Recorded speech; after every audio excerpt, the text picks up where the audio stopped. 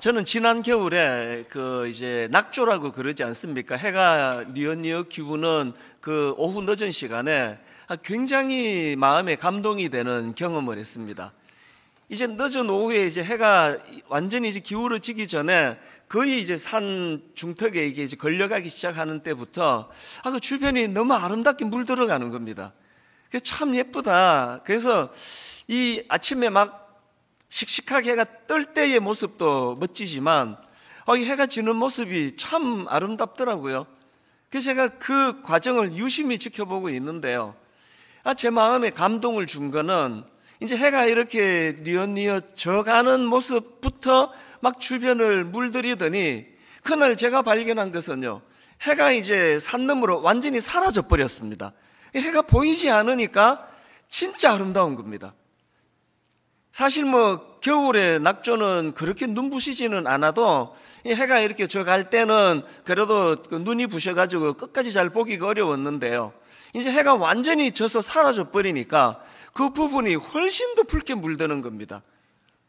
그거를 보고 제 마음에 그날 굉장히 도전이 되면서 마음으로 막 이런 소원이 생기는 겁니다. 하나님, 제 인생도 저러기를 원합니다.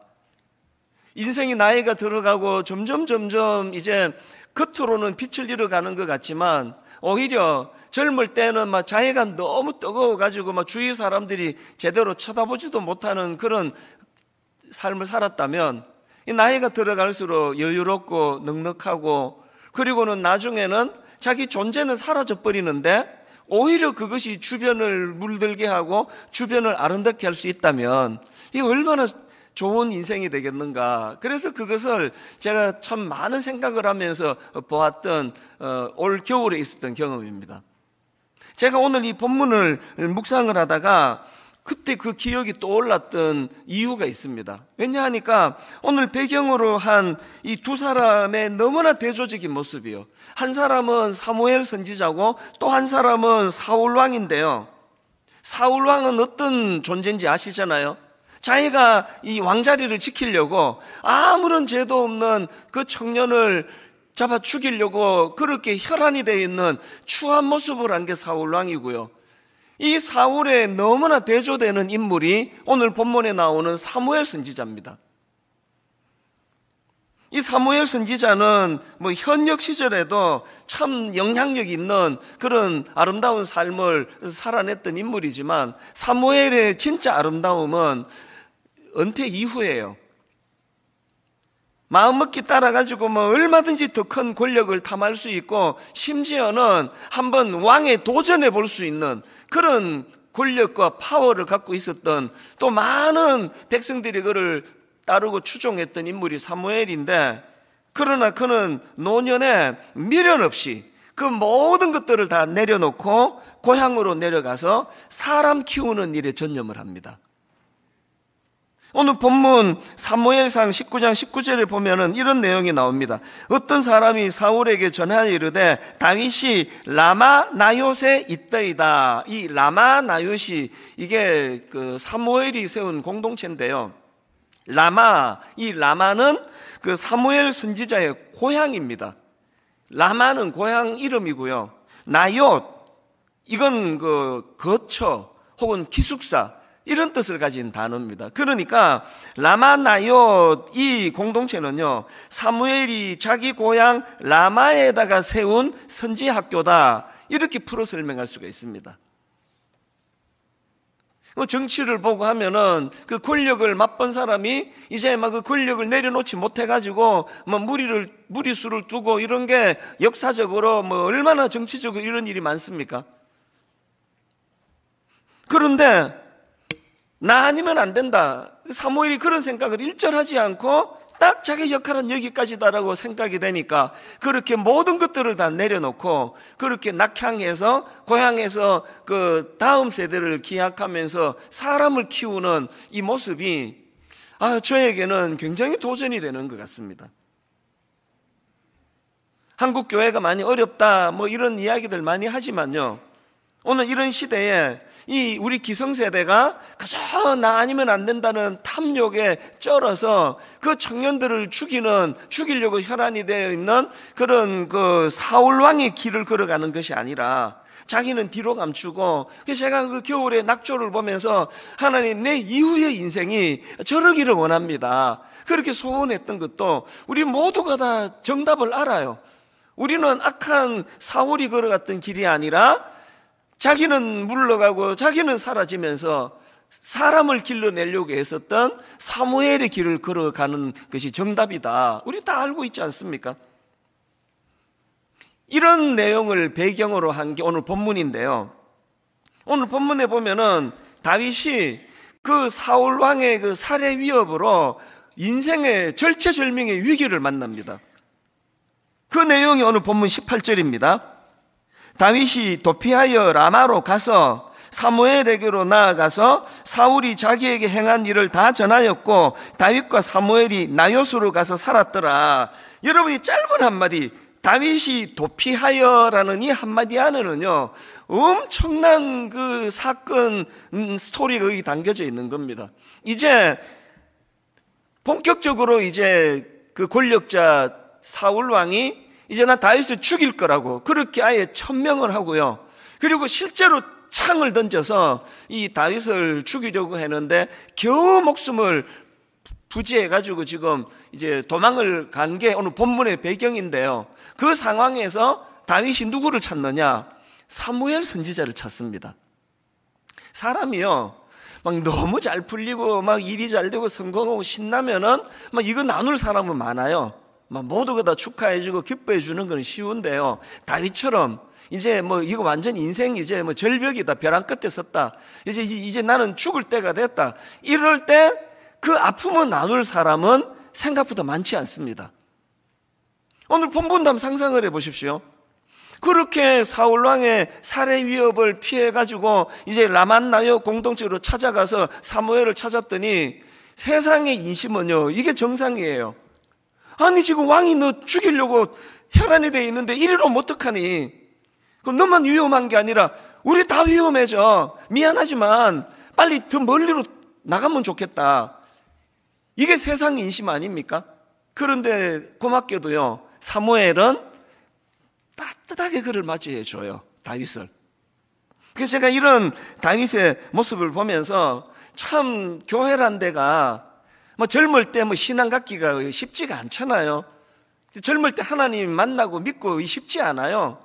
그래서 뭐 그냥 청년 때 어떻게 하다가 교회를 떠나고 뭐 주일학교 때 어떻게 하다가 교회를 떠나고 했다 하더라도 정말 연어처럼 살아가다가 인생 어려움이 오고 위기가 오고 자기 힘으로 할 수 없는 많은 일을 만날 때, 그때 다윗이 사무엘을 떠올렸던 것처럼, 다윗이 라마나옅 공동체로 가게 됐던 것처럼, 젊을 때 교회를 떠나갔던 수많은 사람들이 어려움이 찾아오고 위기가 있을 때 떠올려지는 그런 분당 우리 교회가 됐으면 좋겠습니다.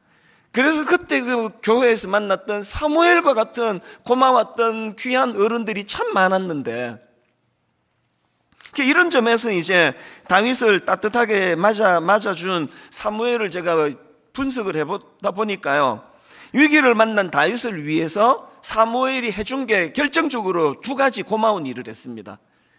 첫 번째가 뭐냐?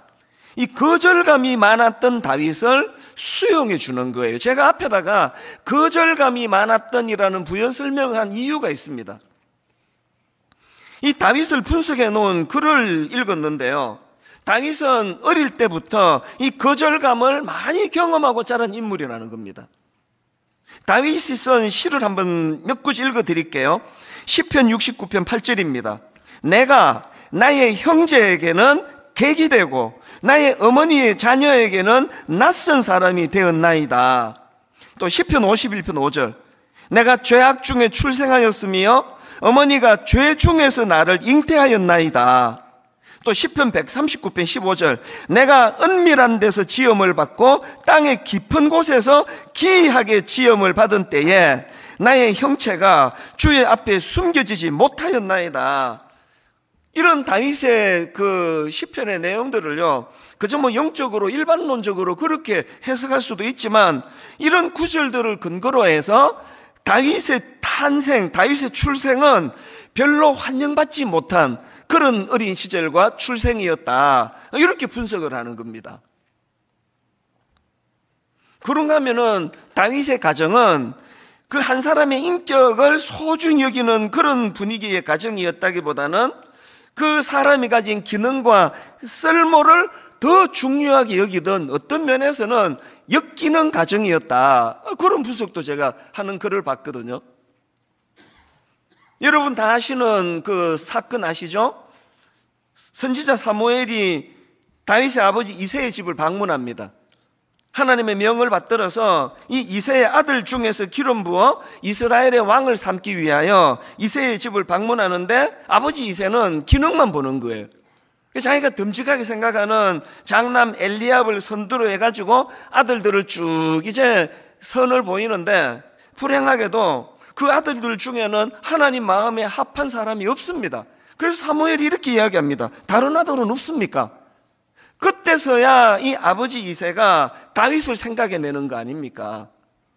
여러분, 우리가 어릴 때부터 그 형제간에 편애하고 그냥 공부 좀 열심히 해야지, 성적이 이게 뭐냐 이러면 좋은데 꼭 네 누나는 몇 점을 받았는데 너 왜 이러냐, 이게 제일 상처가 되는 거 아닙니까?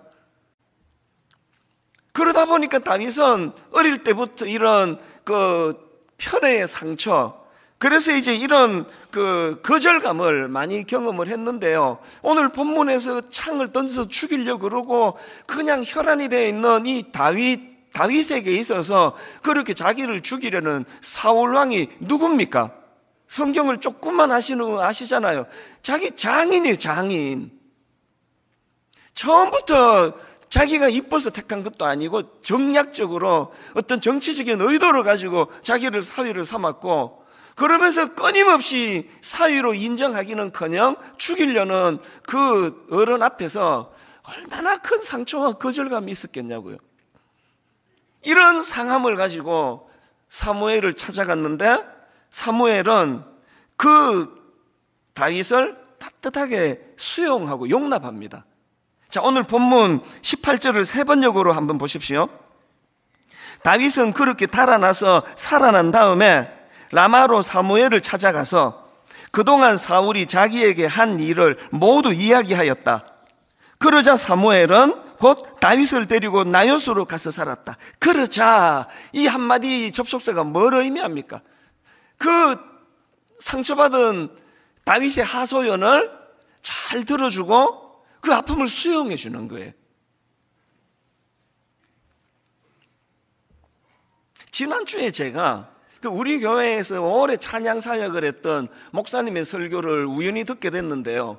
참 우리 교회는 부교역자 복이 좀 있잖아요. 좋은 교역자들이 참 많습니다. 그리고 찬양 사역자들도 얼마나 예배에 도움이 되는지 모릅니다. 이 목사님도 오래 그렇게 찬양 사역을 한 분인데요.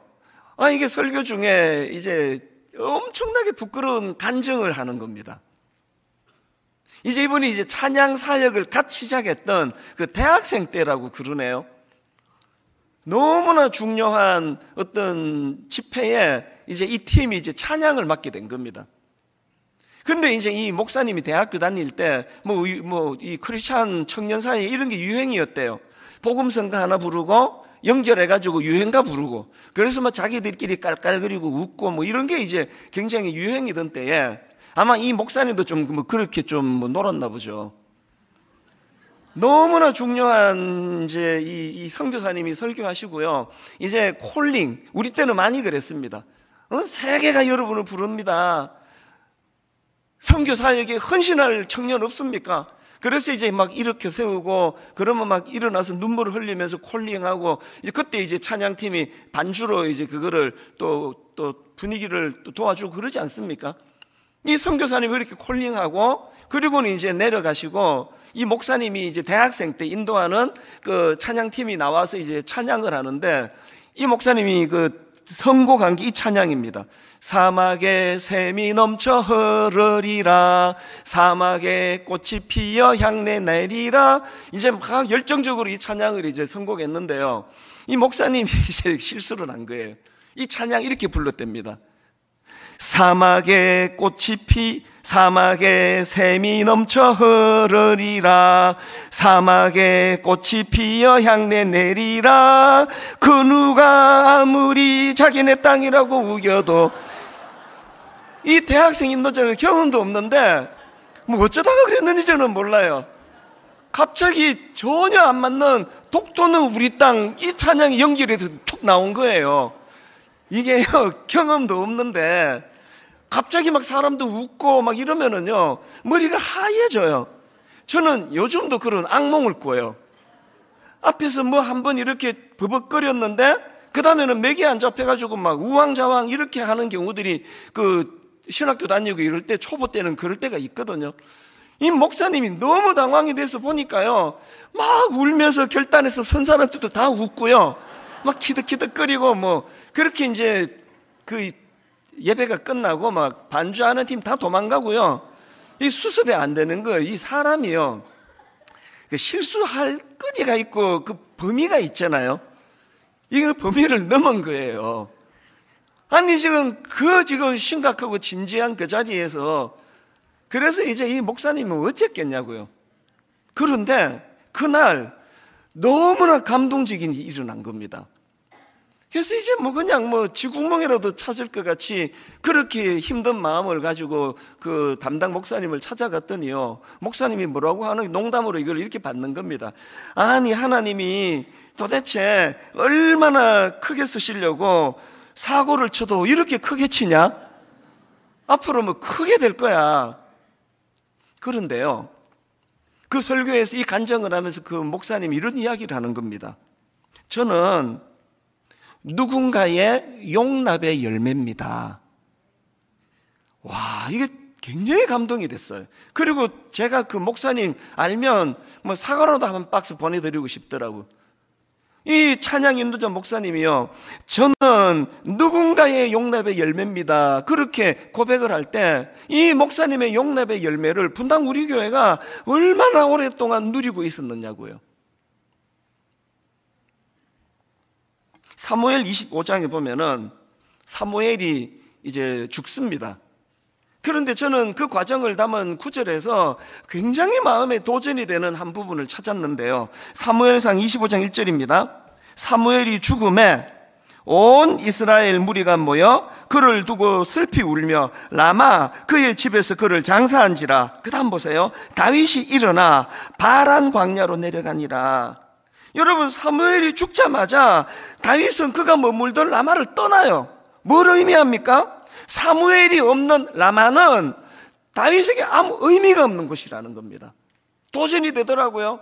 분당 우리 교회가 막 엄청나게 화려한 건물과 드림센터가 잘 만들어지고 막 이 교회 가면은 여러 가지 시설이 좋아서 청년들 눈길을 끄는 게 아니라 거기에는 사무엘이 있었기 때문에, 학교를 빌려 쓰고 여러 가지 불편하지만 분당 우리 교회를 내가 떠날 수 없는 건 여기에 너무 귀한 어른들이 계시고 사무엘과 같은 그런 좋은 분들이 너무 계시기 때문에. 이게 사무엘이 위기를 만난 다윗에게 해준, 수용해주는 큰 일을 했던 거고요. 그런가 하면 두 번째로 사무엘이 위기를 만난 다윗을 위하여 해준 귀한 게 뭐냐? 라마나역 공동체를 경험하게 해줬다는 겁니다. 여러분, 그냥 한번 등 두드려 주는 일도 귀한 일이에요. 얼마나 힘들었니? 눈물 닦아주고 크리넥스 뽑아서 전해주고 힘내라, 이것도 귀한 일이지만 더 중요한 것은요, 이렇게 사람에게 상처받고 어른에게 상처받은 다윗을 위하여 라마나옅 공동체를 맛보게 했다는 겁니다. 저는 이 말씀을 묵상하면서 본문 18절 한 번만 더 읽어드릴게요. 다윗이 도피하여 라마로 가서 사무엘에게로 나아가서 사울이 자기에게 행한 일을 다 전하였고 다윗과 사무엘이 나요스로 가서 살았더라. 지난주에 우리는 매듭짓기와 새로운 임무, 이런 설교를 가지고 이제 1만 수도 파송 운동을 매듭짓기로 했습니다. 저도 하나님께 날마다 기도합니다. 하나님, 제가 더 이상 29교회에 관여하고 간섭하고 밤나라 대추나라 일절하지 않기를 원합니다. 이제 떠나보내기를 원합니다. 이제 그 29교회는 분당 우리 교회랑 상관이 없습니다. 하나님과 그 교회 목사님과 성도님들이 그 교회를 인도해 갈 것입니다. 그래서 매듭짓기예요. 그리고는 우리에게 맡겨진 새로운 임무, 그리고 이번 주일이 어린이 주일이란 말입니다. 우리에게 어떤 임무가 있을까요? 주일학교를 살리는 거예요. 대학부 청년부를 살리는 겁니다. 많은 상처받은 거절감의 아픔을 갖고 있는 우리 청년들이, 우리 젊은이들이, 우리 청소년들이, 우리 주일학교 어린아이들이 분당 우리 교회야말로 우리 어른들이 하나님 앞에 기도하여 수고하여 만든 라마나얏 공동체가 되기를 원합니다. 이 교회에서 예수 잘 믿는 어른들이 참 많았더라. 이거는 지난주까지 일이에요. 이제 오늘 우리가 모두가 다 겨울철에 낙조가 되기를 원합니다. 이제 우리는 누릴 만큼 누렸지 않습니까? 이제 우리는 기울어지고 우리는 사라지고, 그래서 오히려 더 머문 그 자리가 더 아름다워지는 교회가 될 수 있도록 주일학교를 살리고 우리 대학부를 살리고 청년부를 살리고, 엿새 동안 다윗 입장에서 사울과 같은 악한 사람을 만나 상처받고 아파 눈물을 흘리며 주일날 교회를 찾으면 이 교회가 라마나얏 공동체에서 매 젊은이들이 회복이 일어나고 치유가 일어나는 이런 교회를 향한 꿈을 꾸는 저와 성도님들 되시기를 바랍니다. 그래서 저는 오늘요, 우리 교회가 이 라마나얏 공동체 같은 아름다운 공동체가 되기 위해서 두 가지 구비 조건이 필요합니다. 두 가지 구비 조건. 첫 번째 구비 조건이 뭐냐? 지도자의 솔선수범입니다. 사무엘이 이제 은퇴하고 사무엘상 12장에서 이제 고향인 라마로 내려가면서 이제 지난주 설교로 말하면 사무엘이 매듭짓기처럼 백성들에게 질문을 던집니다. 이게 굉장히 감동적이에요. 사무엘이 은퇴하면서 백성들에게 이런 질문을 던집니다. 사무엘상 12장 3절입니다. 내가 여기 있나니 여호와 앞과 그의 기름 부음을 받은 자 앞에서 내게 대하여 증언하라. 내가 누구의 소를 빼앗았느냐? 누구의 나귀를 빼앗았느냐? 누구를 속였느냐? 누구를 압제하였느냐? 내 눈을 흐리게 하는 뇌물을 누구의 손에서 받았느냐? 그리하면 내가 그것을 너희에게 갚으리라. 그랬더니요, 그 이야기를 들었던 백성들이 막 합창하듯이 이렇게 다들 이렇게 선포하는 겁니다. 4절입니다. 그들이 이르되 당신들이 우리를 속이지 아니하였고 압제하지 아니하였고 누구의 손에서든지 아무것도 빼앗은 것이 없나이다. 얼마나 아름다운 매듭입니까? 그렇게 은퇴해서 고향으로 내려가 너무나 아름다운 후학들을 키우는 공동체를 세울 때 왜 거기에서 능력이 나타납니까? 왜 거기에서 힘이 있습니까? 그 공동체를 이끄는 지도자 사무엘의 솔선수범이에요. 입만 가지고 이론만 가지고 가르치는 것이 아니었다는 거 아닙니까? 이건요, 신약으로 와서 사도 바울도 똑같습니다. 이제 하나님의 새로운 사명을 부여잡고 떠나가는 이 사울의 질문이 너무나 똑같습니다. 사울의 이 선언이요. 자, 사도행전 20장 18절부터 보십시오. 그들에게 말하되 아시아에 들어온 첫날부터 지금까지 내가 항상 여러분 가운데서 어떻게 행하였는지를 여러분도 아는 바니 곧 모든 겸손과 눈물이며 유대인의 간계로 말미암아 당한 시험을 참고 주를 섬긴 것과 유익한 것은 무엇이든지 공중 앞에서나 각 집에서나 그리낌 없이 여러분에게 전하여 가르치고. 사무엘하고 흐름이 너무 똑같지 않습니까? 솔선수범이에요. 사도 바울이 그렇게 위대한 하나님의 종이 될 수 있었던 건 말빨이 세고 막 황금의 입이다, 막 그 말에 설득당하지 않은 사람이 아무도 없다. 이것도 하나님의 은혜인지 모르지만요, 논리정연한 사도 바울의 머리보다 더 소중한 건 솔선수범입니다. 좀 큰 인물 됐다고 뭐 어떤 성도가 와가지고 기도 부탁하면, 아니 지금 내가 지금 얼마나 바쁜 사람인데 뭐 집사님이 뭐 그런까지 나한테 부탁합니까? 이런 태도를 보이지 않았다는 거예요. 성도들 한 사람 한 사람을 어떻게 해요? 모든 겸손과 눈물로.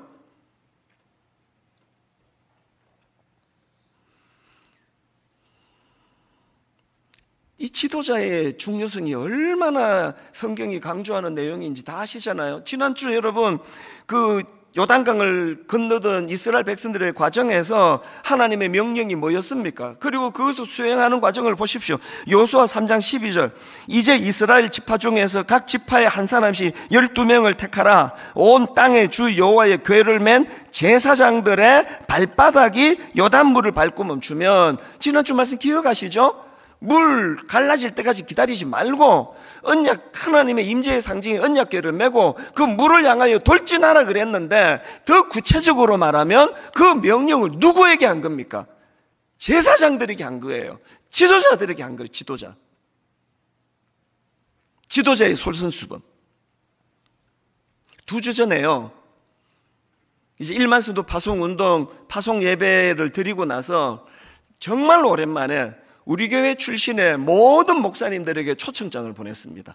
그래서 이제 1만 성도 파송운동 또 보고도 하고, 또 이제 우리 교회 나간 이후로 목회를 어떻게 했는지에 대한 또 이야기도 듣고 그러려고 이제 한 3시간 시간을 보냈거든요.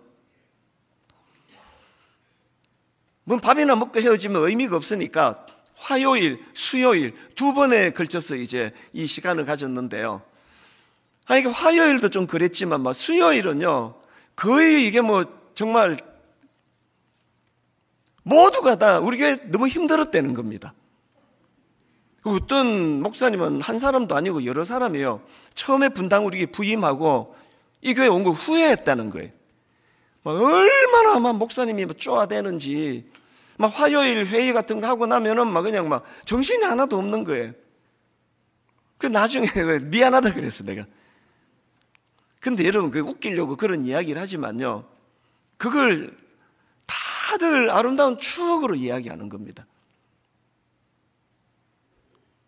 사실 제가 우리 교역자들 지금도 마찬가지예요. 막 엄청 쪼아대는 게 사실이에요.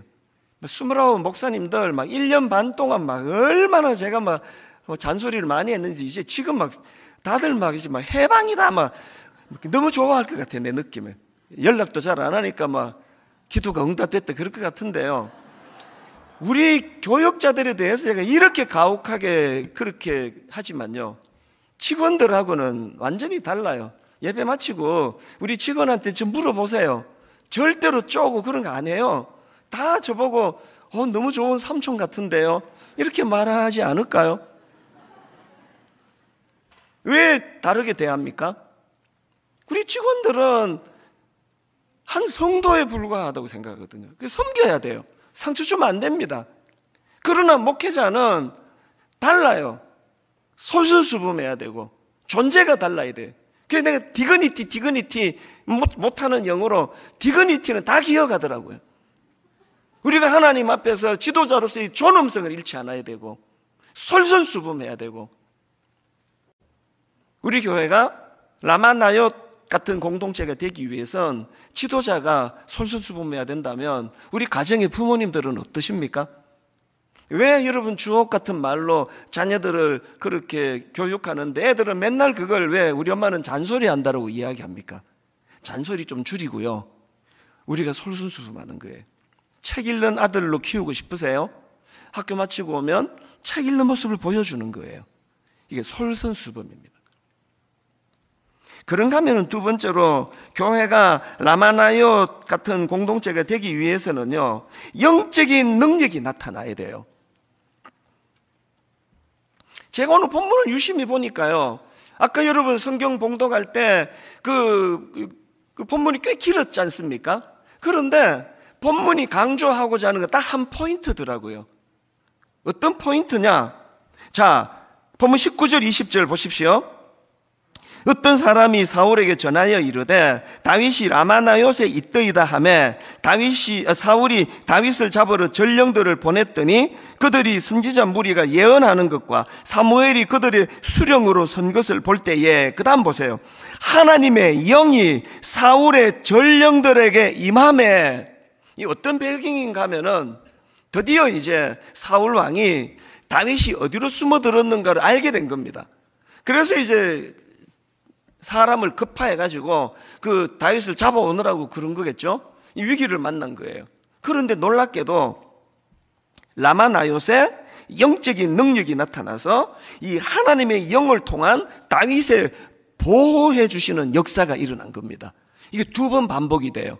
심지어는요 23절입니다. 같이 한번 읽어보실까요? 사울이 라마나요스로 가니라 하나님의 영이 그에게도 임하시니.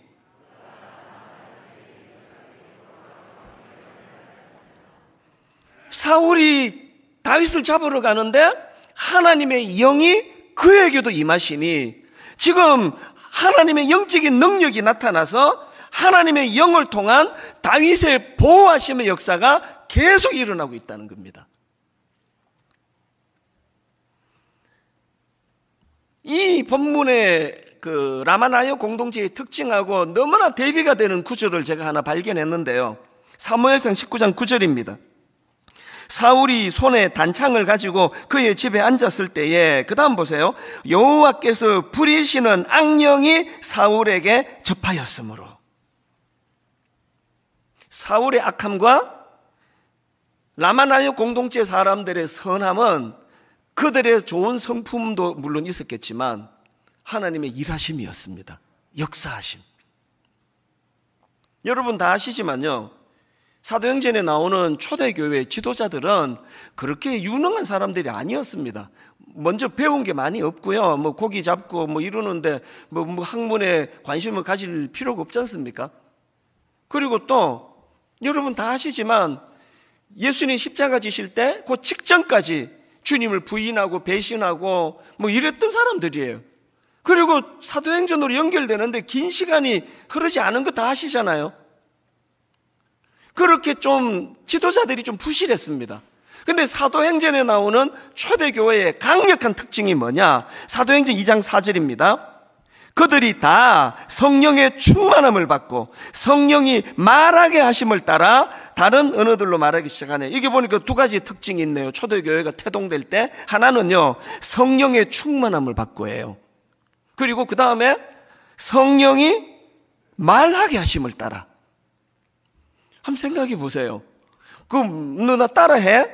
말하게 하심을 따라 하는데 무슨 박사학위가 필요합니까? 무슨 박사학위가 필요합니까? 따라하면 되는데. 어떤 면에서는요, 저를 포함해 오늘 한국교회가 목사님들이 뭐 책 읽는 거 좀 줄여야 되나? 박사학위가 왜 필요합니까? 말하게 하는 거 따라만 하면 되는데.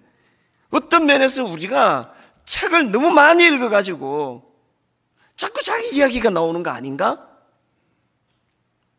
여러분, 교회가 사무엘같이 솔선수범하는 도덕적으로 윤리적으로 깨끗한 거 이거 중요하지만 이것보다 더 중요한 건 성령의 역사하심이에요. 지도자는 좀 부실한데, 지도자는 뭐 그냥 뭐 참 어디 가서 그 교회 담임 목사, 당신 교회 담임 목사 누구야? 그러면 막 좀 말하기가 창피해가지고 뭐 참 있어 그런 사람 막 이렇게 막 얼버무릴 수밖에 없다 하더라도 이 교회에 성령의 역사가 나타난다면, 다윗처럼 엿새 동안 위기를 만나가지고 어려움을 만나고 참 아픔을 겪고 이런 사람들이 교회로 몰려올 때 그 라마나요 공동체처럼 거기에 영적인 능력이 나타나고 하나님의 영을 통한 다윗의 보호하심의 역사가 나타나는 그런 교회라면 담임 목사의 역할이 뭐가 그렇게 중요하겠냐고요. 우리가 추구해야 되는 거요, 영적인 충만함입니다. 이제 여러분, 코로나19 이거 영적으로 엄청 위험해요. 가정에서 예배 드리는데 너무 익숙해지셔가지고요, 주일날 옷 갈아입고 교회 가는 게 힘들어요. 이해가 돼요. 여러분, 이제 새벽기도 살려야 됩니다. 여러분 이제 금요 기도회 이 본당에 모여 하나님 앞에 눈물로 기도하던 그거 다시 회복해야 합니다.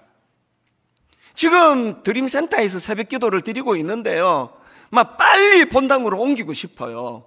본당에서 이 자리가 여러분 20년 동안 눈물 자국이 배인 자리 아닙니까? 여기에 그 회복하셔야 됩니다. 영적인 공동체, 성령이 역사하시는 공동체. 결론을 저는요, 이 편지 하나 읽어드리는 것으로 마무리 짓기를 원하는데요, 최근에 그 지방에 있는 어떤 청년이 저에게 편지를 보내왔는데 참 가슴이 먹먹해요. 이 애씀이 너무. 자, 한번 들어보십시오. 목사님, 저는 전라도 광주에서 살고 있고 합동 측 교회 다니는 31살 청년입니다. 우리 교단이에요. 지난 7년간 하나님을 위해서 내 몸을 불태우겠다는 청년 때의 에너지와 주님을 향한 열정으로 살아왔습니다. 어느덧 보니 저는 어떠한 모습으로도 주님께 영광 돌릴 수 없는 더러운 죄인인 걸 날마다 깨닫게 되었습니다. 어렸을 적 호기로 내 삶을 주님의 영광을 위하여 살 거라고 자신만만했던 제 과거가 부끄럽습니다. 이제 터무니없는 원대한 꿈을 접고 내가 있는 이 무미건조하고 똑같은 일상에서 주님을 만나려고 합니다.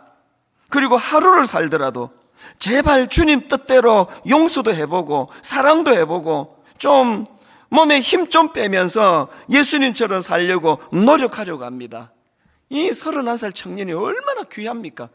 그 다음 들어보세요.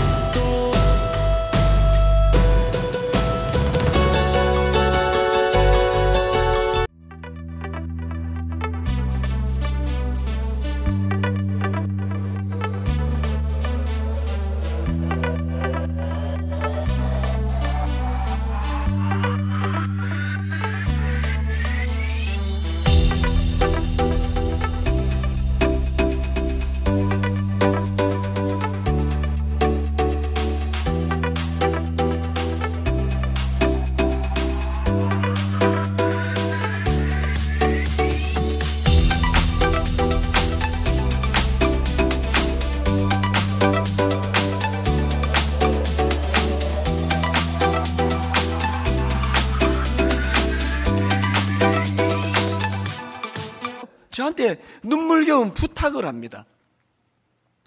그래서 저에게는 믿음의 선배가 필요합니다. 교회가 창피합니다. 그런 것들 때문에 내가 앞에 그 생략한 것들이 좀 많아요. 그런 것들 때문에 내가 교회 다닌다고 말하기가 세상에서 부끄러울 정도이니까요. 그러니까 목사님께 이 말씀을 드리고 싶습니다.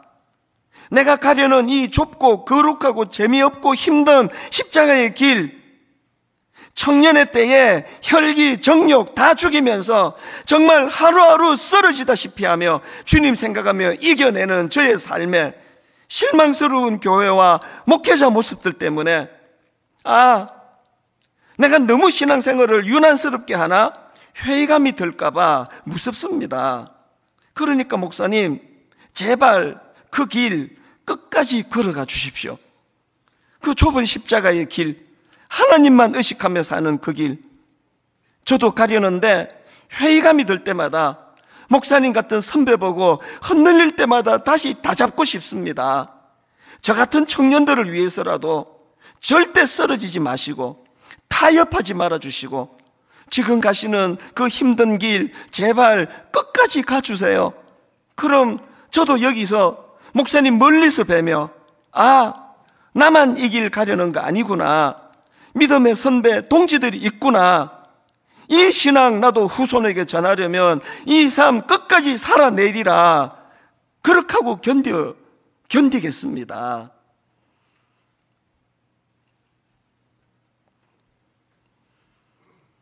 젊은 청년이 이렇게 예수 잘 믿으려고 애를 쓰는데 우리 같은 목사들이 교회가 그게 방해가 된대요. 이거 어떻게 해야 되는 겁니까? 정말 하나님 앞에 막 엄청난 한여름에 뜨거운 태양 같은 인생 살게 해달라는 기도 더 이상 하지 말고 하나님 한겨울에 힘이런 낙조가 되기를 원합니다. 더 이상 힘쓰지 않고 기울어버리는 인생이라 할지라도 아버지 종이 그렇게 기울으실 때 주변을 아름답게 물들이는 그런 인생이 되기를 원합니다. 이게 우리 청년을 살리는 길이에요. 분당 우리 교회가 청년들 좀 예수 잘 믿어보겠다고 저렇게 애쓰는 청년들 힘 빠지게 하는 일은 하지 않으려고 애쓰는 것, 이게 우리의 사명이라고 저는 생각을 합니다. 오늘 여러분 이 말씀들을 한번 정리하면서 이 찬양이 너무 눈물겨워요. 교회를 교회되게, 예배를 예배되게. 가사를 생각하시며 여러분 자녀들을 떠올리며 오늘도 다윗처럼 아무 잘못 없이 거절감을 당하고 세상에 나가 사울에게 살해 위협을 당하는 그 청년들에게 용기를 주고 힘을 보태는 교회가 되기를 원합니다. 기성세대 되기 원합니다.